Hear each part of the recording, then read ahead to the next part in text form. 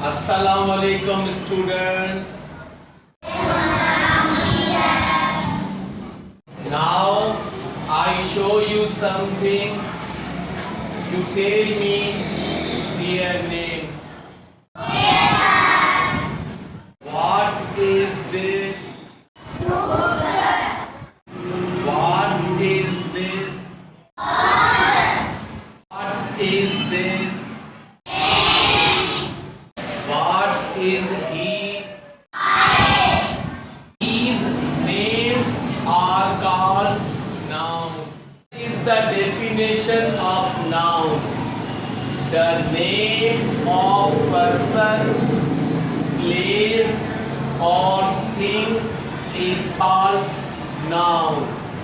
Examples: boy, mosque, pen.